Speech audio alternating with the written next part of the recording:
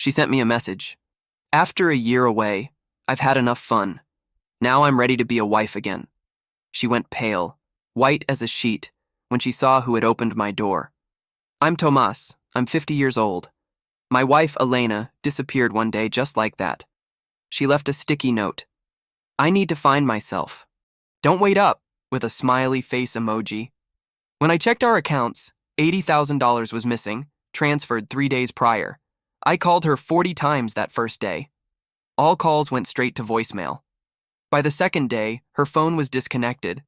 Her supervisor told me she had requested an indefinite leave of absence a week earlier. Elena had planned everything. When I called our children, Lucas, 27, and Camilla, 25, they couldn't even look me in the eye. Lucas told me dryly, "Give Mom some space." My own children knew, and nobody told me anything. The house felt like a tomb. I sat on the sofa for days trying to understand what I had done wrong. About a week later, my neighbor Sophia knocked on the door with some cookies she claimed she had baked too many of. We talked for almost 2 hours. I laughed for the first time since Elena left. Sophia started stopping by to check on me. Nothing. Pushy, just coffee and chat. One night, a month later, we were on my terrace drinking beers. Suddenly, she went quiet. I was your brother's hospice nurse 3 years ago. When I saw you here, I recognized you, but I didn't want to start off on the wrong foot, she said with tears in her eyes. I didn't approach you because it felt weird, but I couldn't pretend I didn't know you either. I don't want to start something real based on a lie. That word, real, hung in the air. Over the following months, I started feeling alive again. Sophia came over every Wednesday. 5 months after Elena left, we were planting tomatoes and then having a beer. She kissed me. That kiss changed everything. I didn't say anything, just looked at her. Sophia's cheeks were red. I'm sorry. Don't apologize. I cut her off, and I kissed her back. That night, we talked until 3 in the morning. She told me about her divorce 5 years ago, about how she decided to focus on her work as a nurse, about her daughter living in Seattle. I told her about the 25 years with Elena, about how I thought we had a solid marriage until that sticky note. You know what the stupidest part is? I said. That I didn't even see the signs, or maybe I didn't want to see them. Sometimes it's easier not to see, Sophia replied. But now you are seeing, Tomas. She was right. Wednesdays turned into Tuesdays, Thursdays, weekends. Sophia brought ingredients, and we cooked together. Nothing fancy, pasta, roast chicken, salads, but it was the first time in years someone asked me how my day was and actually listened to the answer. 2 months after the kiss, we were watching a movie when my phone rang. Unknown number.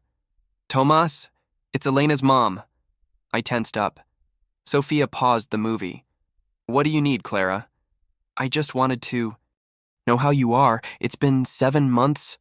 And 7 months since your daughter stole $80,000 and disappeared, right? Silence. She needed time to... Don't call me again. I hung up. Sophia took my hand. Are you okay? Better than I thought. 3 weeks later, Camilla showed up at the door. She hadn't been back since Elena left. Dad, we need to talk. Come in. She sat on the sofa, wringing her hands. I know I was wrong. Lucas knows it too. Mom made us promise not to tell you anything, and we... Her voice cracked. We thought it was just a crisis. We didn't think she would actually leave. Something inside me softened. Where is she? I don't know. She stopped answering us 3 months ago. The last time she said she was in California, but I'm not sure. California with a guy she met online, a surf instructor or something. Dad, she spent all the money. All of it. There was the confirmation of what I already knew. So now what? Did she come back looking for you? Camilla shook her head. No, I came. Why? She took a deep breath. Because I saw on Facebook that you're with someone. Sophia, the neighbor. Yes, it's serious, very serious. Camilla nodded slowly. I'm glad, Dad. You really deserve to be happy, she cried. I think so too. We hugged for the first time in months. Can I meet her? She's in the garden. We went out. Sophia was pruning the rose bushes we had planted together. When she saw Camilla, She wiped her hands on her pants and smiled. You must be Camilla. Your dad talks about you a lot. Good things, I hope. Camilla tried to joke, but her voice trembled. Only good things. I left them alone for 15 minutes. When I came back, they were laughing about something. Camilla's eyes were red, but she was smiling. The following month, Lucas came. Too. It was harder. He apologized, but there was stiffness in his hug. I introduced him to Sophia. He was polite. Nothing more. Give him time, Sophia told me that night. He'll process things at his own pace, and if he doesn't, then that will be his decision. But you've already done your part. Another 2 months passed. October arrived with its first chills. Sophia and I were officially a couple. Her things started appearing in my house. Her toothbrush in the bathroom, her robe in my closet, her books on the nightstand. One night, while we were having dinner, she looked at me seriously. Tomas, I need to tell you something. My blood ran cold. What's wrong? My daughter wants me to move to Seattle. She got an amazing job and wants me to be close to my granddaughter. Oh, but I don't want to go, she continued. I want to stay here with you if you want me to. If I want you. To? Sophia, you are the best thing that has happened to me in years. Then it's official. I'm staying. I kissed her over the table. November brought more changes. I hired a lawyer. He explained that I could sue Elena for misappropriation of marital funds. I had documentation of the transfers, proof that they were made without my consent. We can recover at least half, the lawyer said, but it will take time. Do it. Sophia was with me at every meeting. Lucas started to soften when he saw that Sophia wasn't trying to replace his mother. She was just there for me. Camilla called her my second mom, although she corrected herself immediately. Don't correct yourself, Sophia told her one day. I'm flattered. By December, the house no longer felt empty. We had changed furniture, painted walls, put up new photos. Every corner had Sophia's touch. Our touch. On the night of December 23rd, we were decorating the tree when my phone vibrated. A message from a number I didn't have saved, but I recognized instantly. It was Elena. After a year away, I've had enough fun. Now I'm ready to be a wife again. I showed the message to Sophia. Her face didn't change. What are you going to do? Nothing. I blocked her number months ago. I don't know how she got a new one. Another message. I'll arrive tomorrow afternoon. We can talk like adults. And another. I know you're hurt, Tomas, but we are family. 25 years aren't erased just like that. Sophia put down the ornament she was holding. You can't ignore this. She's coming. I know. Do you want me to leave tomorrow, give you space? No, I replied firmly. I want you here by my side. Are you sure? I've never been more sure of anything. December 24th dawned gray and cold. Sophia made coffee. I couldn't eat anything. At 2 in, the afternoon, the doorbell rang. We looked at each other. I'll get it, Sophia said. You don't have to. Yes, I have to do this. She stood up, adjusted her sweater, and walked to the door. I stayed a few steps behind with my arms crossed. Sophia opened the door, and there was Elena. She looked different. Thinner, longer hair, tanned. She was carrying a small suitcase. Her smile froze when she saw Sophia. Who are you? I'm Sophia. Can I help you? Elena tried to look behind her. I live next door. Is Tomas here? Yes, he's here. I stepped forward. Elena went pale, white as a sheet. Wasn't just seeing another woman in the doorway of her old house. It was how I looked. I was no longer the destroyed man she left behind. I was 10 kilos lighter, more muscular, jaw firm. Sophia had insisted we go back to the gym together, but more than the physique, it was the look in my eyes. I know. Longer had those beaten-down puppy dog eyes. Hello, Elena, I said, my voice completely calm. Tomas, we need to talk. She looked at Sophia uncomfortably. In private. Whatever you have to say, you can say in front of Sophia. Tomas, please. All right, I interrupted her. Come in. But only to talk. Elena walked in dragging her suitcase. Her eyes scanned the living room. Everything had changed. The sofa was new, dark gray instead of beige. The curtains were blue. There were plants everywhere. Photos of Sophia and me on the mantelpiece. "You changed everything," she whispered. "It was necessary." She sat on the sofa without being invited. Sophia remained standing next to me, close but not clinging. A solid presence. "Do you want coffee?" Sophia offered. "No, thanks," Elena replied curtly. "I do," I said. "Sophia, could you get me one?" "Sure." Sophia went to the kitchen. Elena looked at me with those eyes that used to melt me. "How long have you been with her?" "Does it matter?" "Of course it matters. I'm your wife." "No, you're not anymore. I filed divorce papers 4 months ago." Her jaw dropped.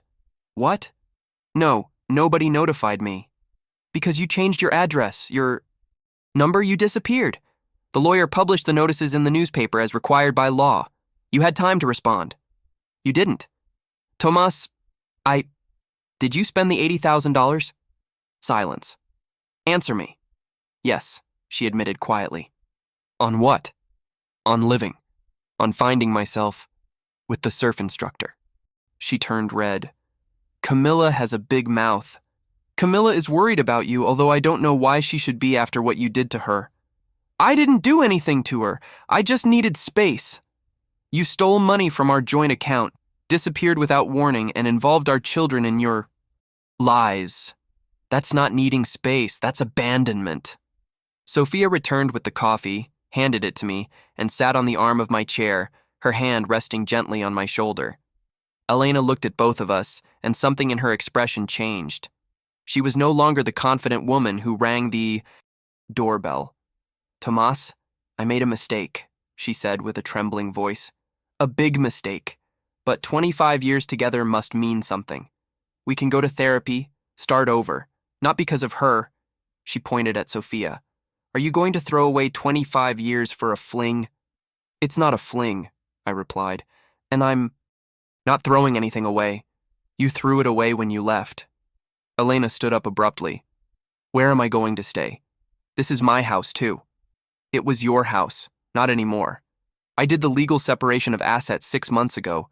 This house is solely in my name now." "You can't do that." "It's already done.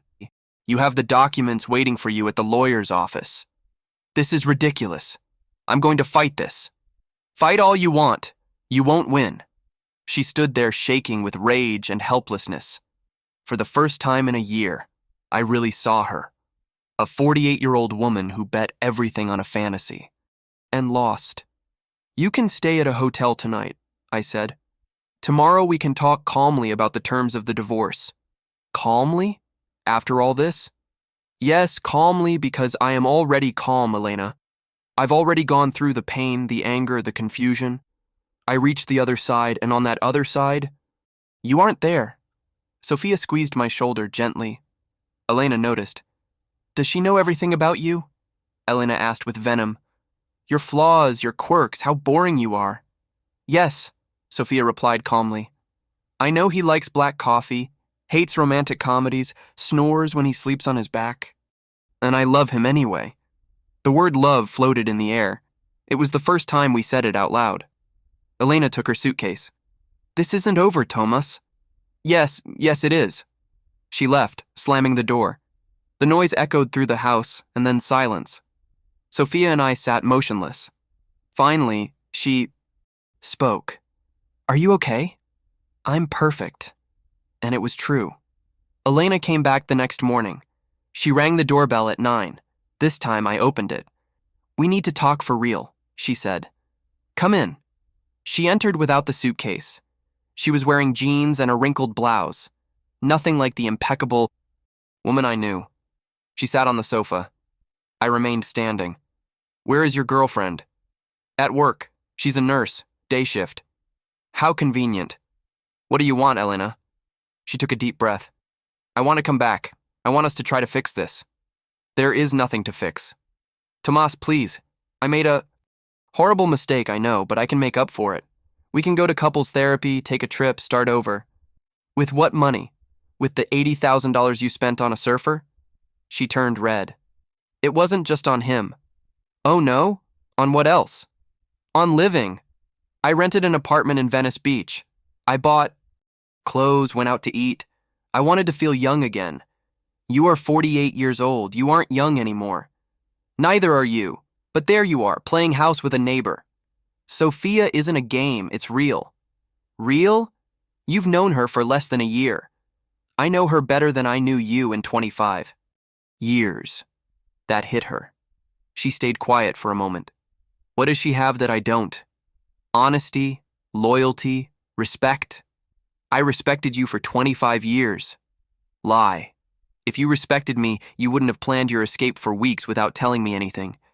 You wouldn't have involved our children in your... Lie. You wouldn't have emptied our account. It was my money, too.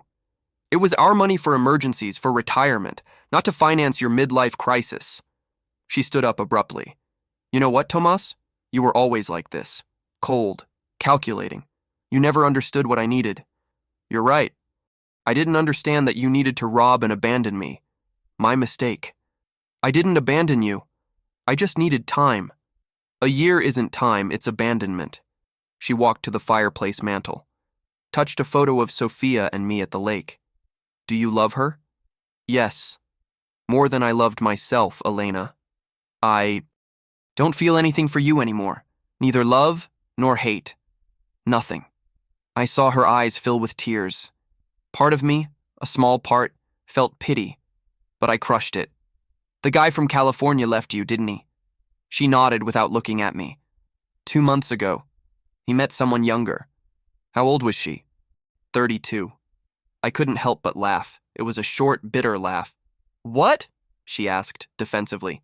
That you bet 25 years of marriage on a guy who was 16 years younger than you and replaced you in 6 months. Don't mock me. I'm not mocking, just pointing out the obvious. She wiped her tears angrily. Fine, I made a mistake. Are you going to rub it in my face forever? No, because after today we aren't going to talk anymore.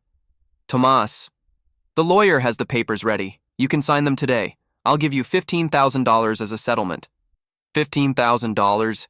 Are you crazy? This house is worth $500,000. This house is mine. The separation of assets was done legally. I reviewed every paper with 3 different lawyers. I'm going to fight this in court. Do it. But you're going to lose and you're going to spend on lawyers what I'm offering you. She slumped onto the sofa. I have nowhere to go. That's not my problem. What happened to the man who married me? To the sweet man who brought me flowers? That man died the day I read your sticky note. What you see now is what's left. My phone rang. It was Sophia. Hi. Hi. How's it going? All good. Elena is here. Do you need me to come over? No, it's almost over. I love you. I love you too. I hung up.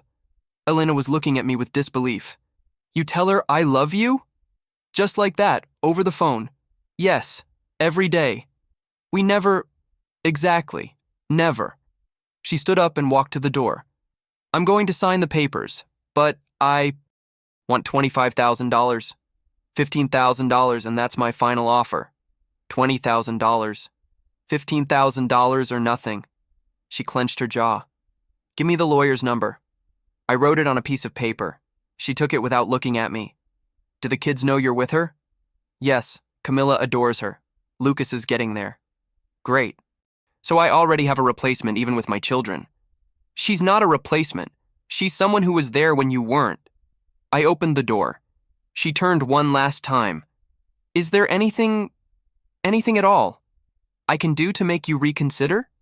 No. Not even for the 25 years? Especially for the 25 years. You taught me that time means nothing if there is no respect. She closed the door softly.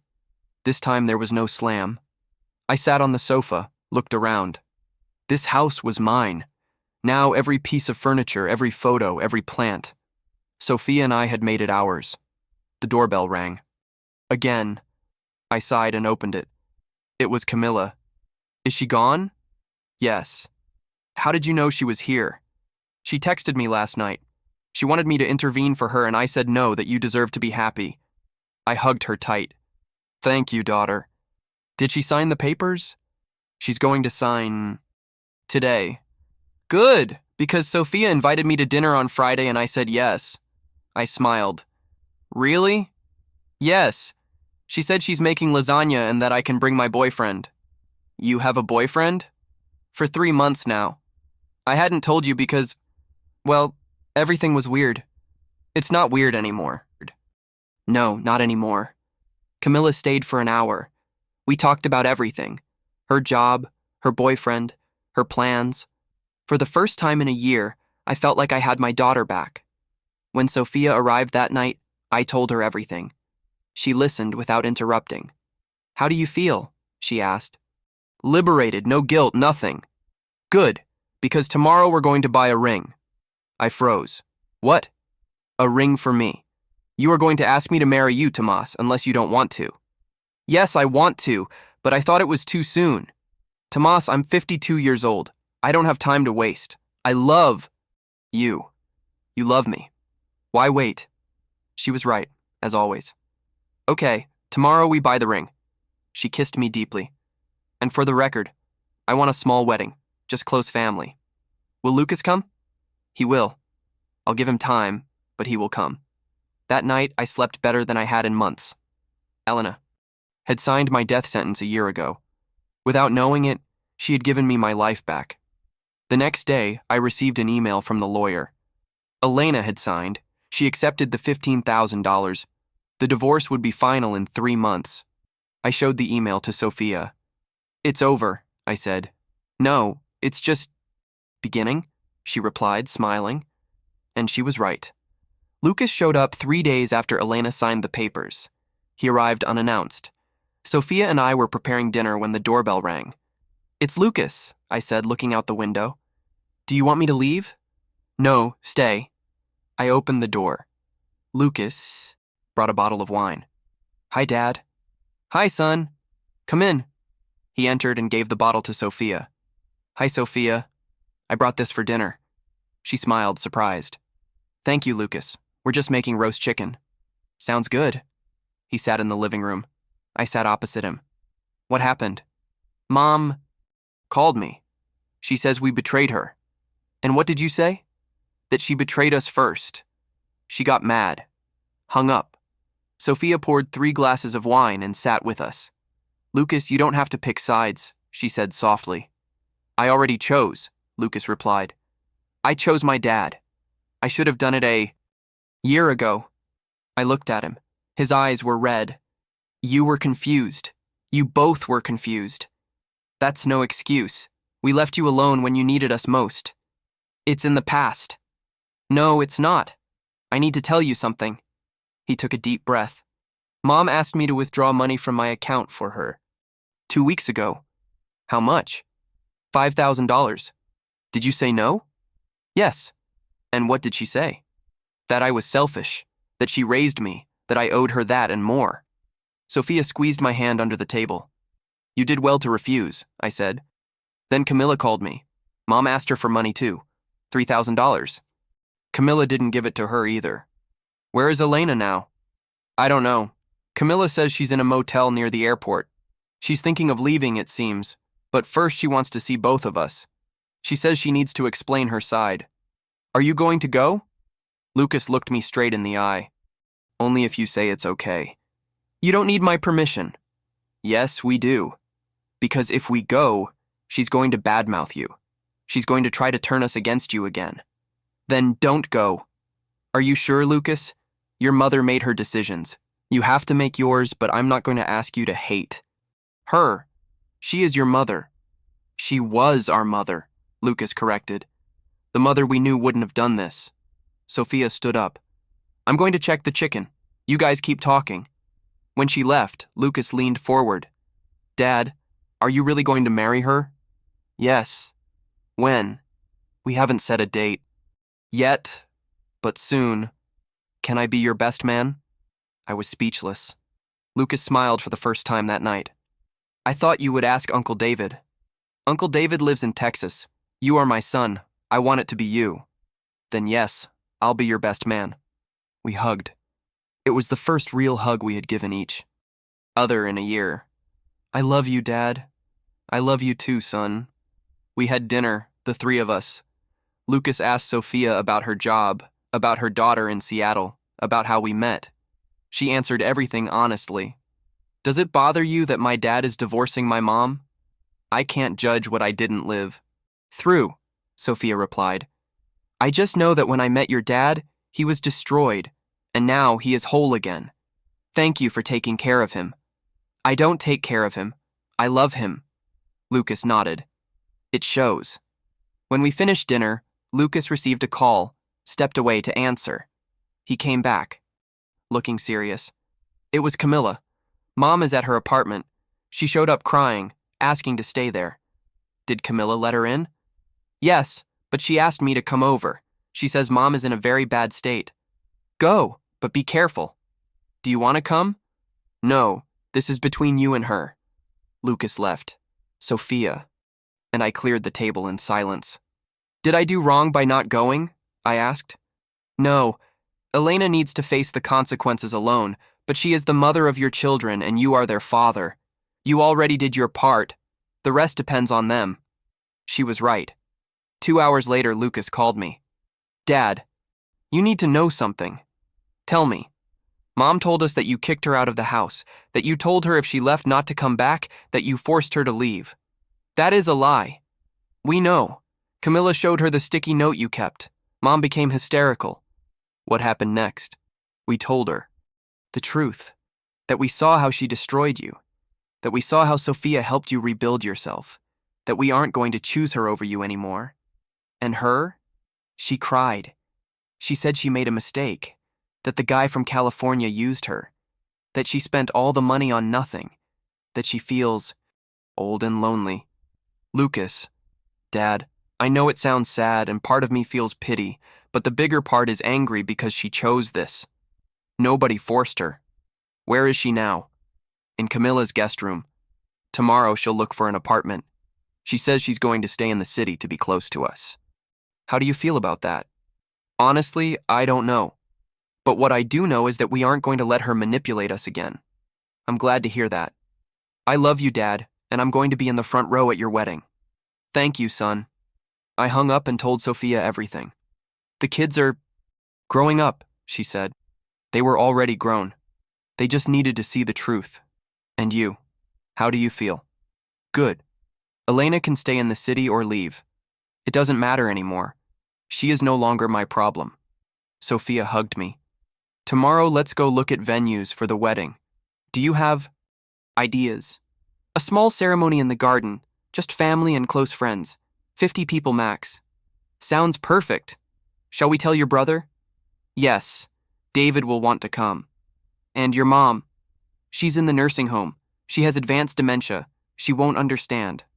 I'm sorry. It's okay. She had a good life. We stayed hugged on the sofa watching a movie. Halfway through the movie, Sophia fell asleep on my shoulder. I looked at her. This woman who appeared with cookies almost a year ago was now my whole world. My phone vibrated. A message from Camilla. Dad, Mom wants to talk to you. She says she needs to apologize for real. Will you answer if she calls? I replied, no.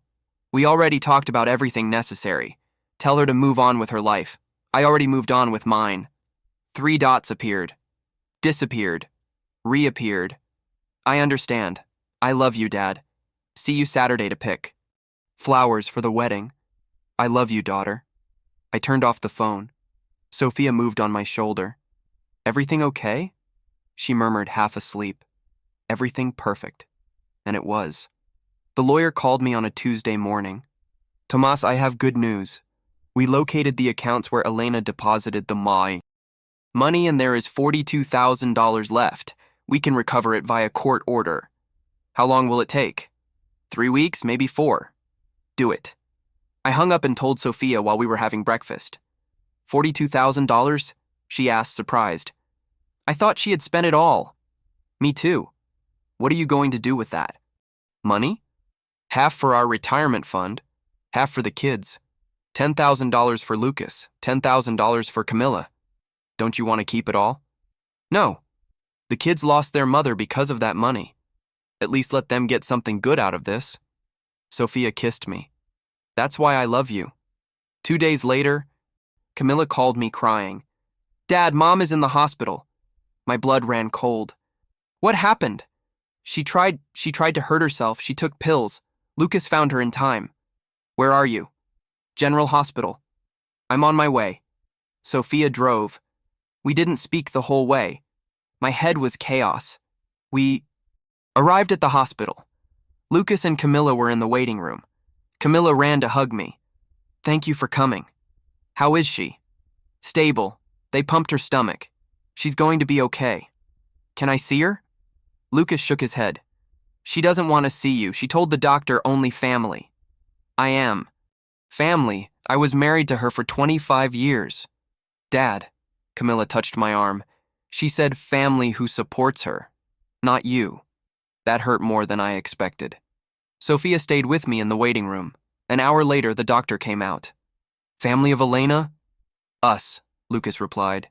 Your mother is stable, but she needs psychiatric evaluation. This was a real suicide attempt. Can you tell us why? Camilla asked. You'll have to talk to her about that. But she mentioned financial problems, depression, feelings of abandonment. I stayed quiet. Sophia squeezed my hand. How long will she be here? Lucas asked. At least 72 hours for observation. Then we will evaluate if she needs psychiatric admission. The doctor left. Camilla sat down, crying silently. It's our fault, she whispered, for not giving her money. No, I replied firmly. This is nobody's fault but hers. But Dad, Camilla, your mother made all the decisions. She left, spent the money, came back expecting everything to be the same, and when it wasn't, she chose this. You didn't force her. Lucas stood up abruptly. I'm going to see her. She said she didn't want to see Dad, Camilla reminded him. I don't care. I need to talk to her. Lucas went into the room. Sophia looked at me. Do you want to leave? No, not until I know she's okay. We waited another hour. Lucas came out with a red face. What happened? Camilla asked. I told her everything. That Dad offered us money, $10,000 each from the recovered money, that we are going to be at his wedding, that Sophia isn't the problem, she is. What did she say? That we betrayed her, that we are ungrateful, that she gave us everything and we gave her nothing. Lucas sighed, but she also told the truth, for the first time in months. What truth? That she left. Because she felt invisible, that Dad worked a lot, that we were already adults, that she felt lonely, that the guy from California promised adventure and she believed it. I sat down slowly. She said that? Yes. And then she said she regrets it, that she made the worst mistake of her life, but that it's already too late to fix it. She's right, I said. It is too late. Camilla looked at me surprised. Don't you feel anything? I feel that it's sad, but I'm not going to feel guilty for being happy now. Lucas nodded. Good, because she didn't feel guilty when she left you either. We left the hospital an hour later. Elena would stay under observation. The kids promised to visit her. In the car, Sophia finally spoke. Are you okay? Yes. It's weird that I am actually okay. It's not weird.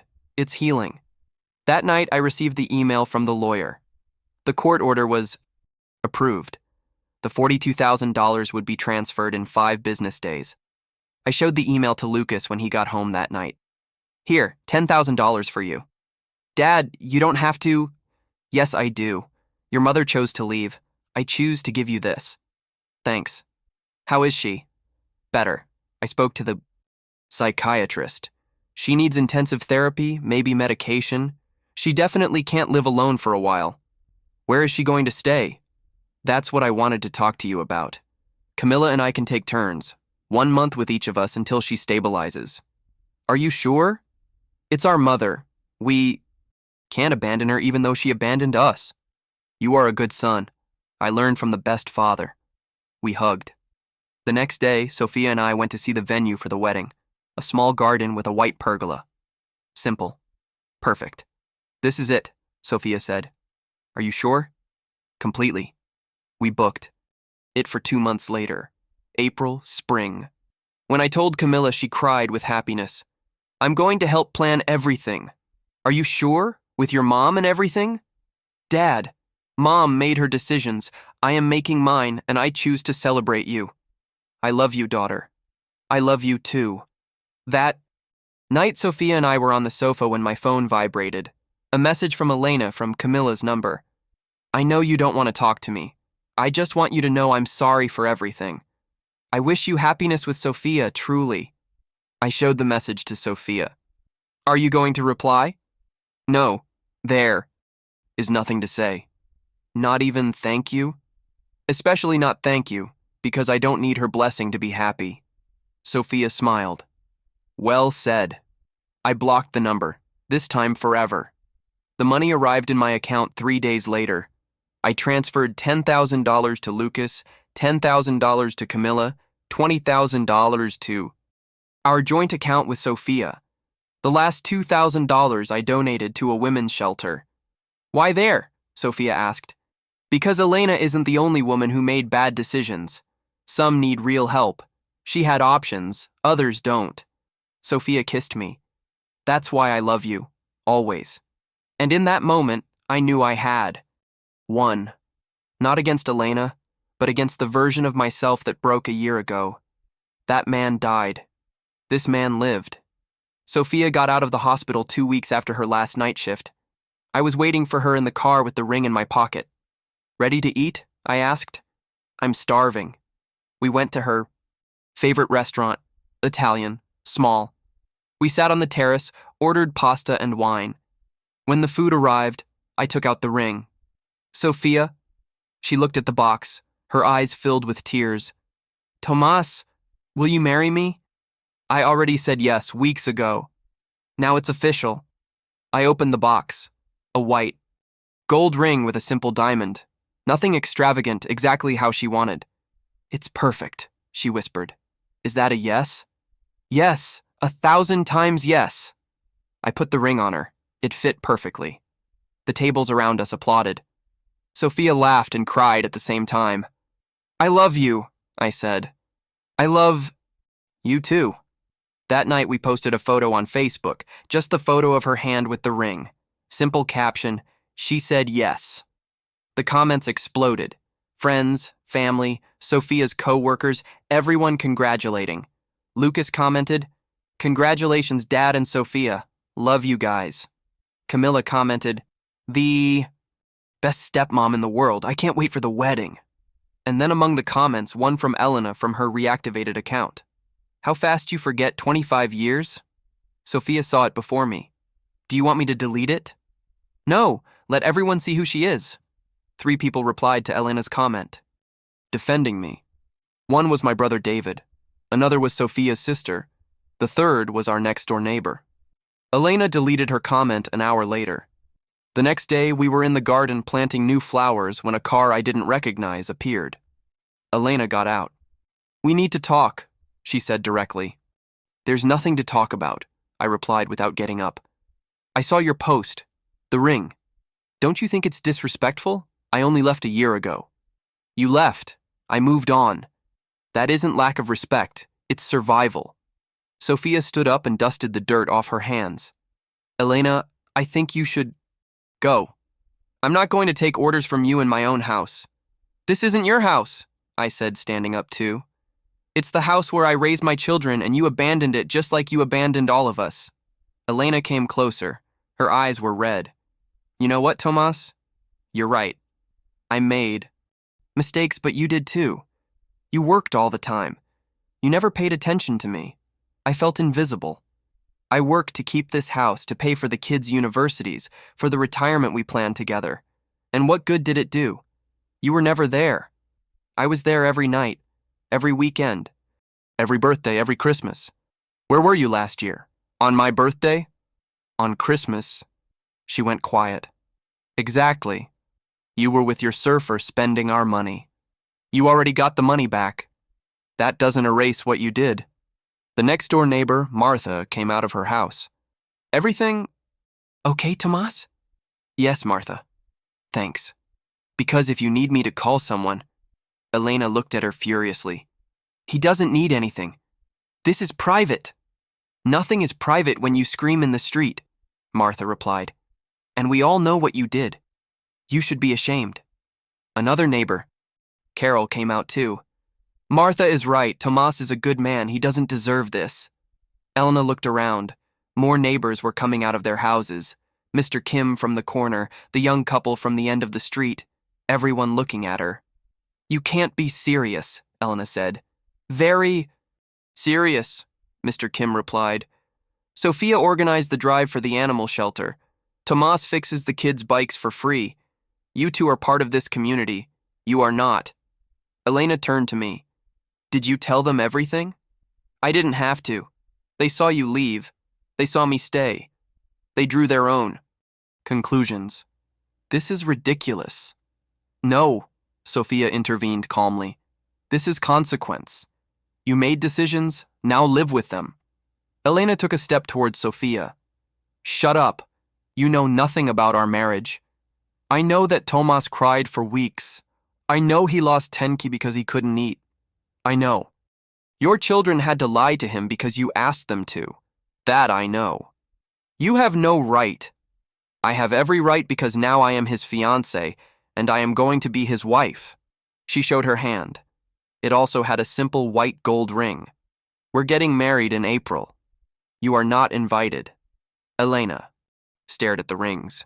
I can't believe you're doing this. It's already done.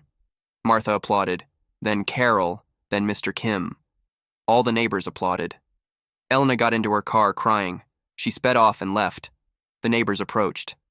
Martha hugged me. It was about time someone told her the truth. Thanks for the support. This is your house, Tomas, your community. She chose to leave. We chose to stay.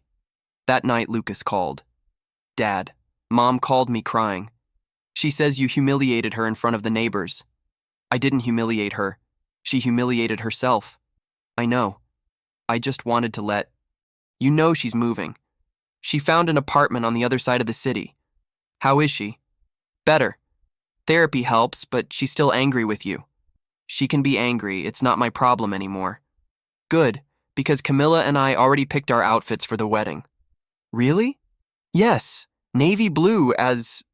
You asked? Thank you, son. Thank you, Dad, for showing us that it's okay to choose happiness. April arrived quickly. The wedding day dawned sunny. Sophia had stayed at her sister's house the night before. Tradition. I woke up early. Lucas was already in the kitchen making coffee. Nervous? He asked. Not at all. Good, because she is perfect for you. I know. We had breakfast together. Camilla arrived an hour later with Sophia's dress. You can't see it, she warned. I don't plan to. At 2 p.m, the garden was ready. 50 white chairs, pergola decorated with lilies, simple, exactly how Sophia wanted. Guests started arriving. My brother David from Texas, Sophia's daughter from Seattle with my future granddaughter. Neighbors, Sophia's work friends, my colleagues. There was no one from Elena's side. The judge arrived at 3, a family friend. He greeted Lucas and me. Ready? Tomas? More than ready. I stood in my place under the pergola, Lucas by my side. Camilla was the maid of honor. The music started. Sophia appeared on her brother's arm. White dress, simple, knee-length, no veil, hair down, natural. She was the most beautiful woman I had ever seen. She walked towards me smiling. When she arrived, her brother handed her to me. Take care of her, he said. The judge started the ceremony, the standard words. But when it came time for vows, Sophia spoke first. Tomas, a year ago I found you broken. I didn't come to fix you. I came to accompany you while you fixed yourself. I fell in love with the man who got up from the sofa, the man who planted tomatoes, the man who chose to be happy again. I love you, and I promise to love you every day I have left. My turn. Sophia, you arrived with cookies and stayed with honesty. You gave me something I didn't have in 25 years. Peace. You aren't my second choice, you are my only choice. I love you and I promise to make you happy every day. We exchanged rings. The judge smiled. By the power vested in me by the state, I declare you husband and wife. You may kiss the bride. I kissed her long and deeply. The guests applauded. We were officially husband and wife. The reception was in the same garden. Tables with white tablecloths, simple but good food, the chocolate cake Sophia wanted. Camilla made her toast. First, I want to thank Sophia for seeing my dad when he was invisible, for loving him when no one else could, and for teaching us that families are chosen, not just inherited. Welcome to ours. Everyone toasted. Sophia cried. Lucas spoke next. Dad, forgive me for taking so long to understand, but now I see clearly. Sophia didn't replace anyone. She is her own person, and you deserve this. Happiness. I love you both. My brother David also spoke. Tomas, when Mom died, I thought you would sink. When Elena left, I thought you wouldn't get out. But here you are, stronger than ever. That is courage. Sophia's daughter Emma closed the toasts. Mom was always the strongest person I knew, but since she met Tomas, she is also the happiest. Thank you for loving my mom like she deserves. We danced, ate, laughed. At 7 in the evening, while cutting the cake, my phone vibrated. An unknown number. I ignored it. It vibrated again. Text message. I know you're getting married today. I just want you to know I forgive you and Sophia. I hope you are happy. It was Elena, from another new number. I showed the message to Sophia. What do you think? She asked. I think she doesn't need to forgive us. We didn't do anything wrong. Are you going to reply? No. Today isn't about her, it's about us. I blocked the number, put the phone away. Let's forget about everything except this, I said, pointing to the party. Perfect. We danced our first song as husband and wife. At Last by Etta James. Sophia chose it. Do you know why I chose this song? She asked while we were dancing. Why? Because it says, at last my lonely days are over, and it's true for both of us. I love you, Mr. Harrison. I love you, Mrs. Harrison. At 10, the guests started leaving. Lucas and Camilla were the last ones. Where are you going for the honeymoon? Camilla asked. Nowhere, Sophia replied. We're staying home for a week? That's enough. Perfect, Lucas said, because we need you to watch my dog next week. You have a dog? I asked, surprised. A golden retriever. His name is Max. We'd love to watch him, Sophia said. They left. Sophia and I were alone in the garden. Tired? I asked. Exhausted but happy. Me too. We cleaned up some things. The rest could wait until tomorrow. We entered the house, our house officially. You know what the best part of all this is? I said. What? That Elena thought destroying me would be easy, that I wouldn't survive without her. And I didn't just survive, I thrived. Sophia smiled. Not just you. Us. She was right. It wasn't my victory. It was ours. That night we slept as husband and wife for the first time in the bed we had bought together, in the house we had redesigned together, in the life we had built together. 3 months. 3. Later, Camilla announced her engagement. 6 months later, Lucas got the promotion he wanted. A year later, Sophia and I adopted a cat from the shelter. Elena moved to Arizona. She sent a postcard at Christmas. I didn't reply. 2 years after the wedding, we were in the same garden planting more flowers when Sophia looked at me. Do you know what day it is today? Saturday. Exactly 3 years ago, you kissed me for the first time. 3 years already. Yes, and every year is better than the last, even better than our wedding day. Especially better, because now we know this is real, that it lasts, that it works. I bent down and kissed her among the tomatoes we had just planted. I love you. I love you too. And in that moment, kneeling in the dirt with dirty hands and the sun on my face, I realized something fundamental. Elena didn't destroy me when she left. She set me free. She gave me the chance to find what I really deserved. A real partner, a real life, real love. I didn't owe her anything, neither gratitude nor resentment nor forgiveness.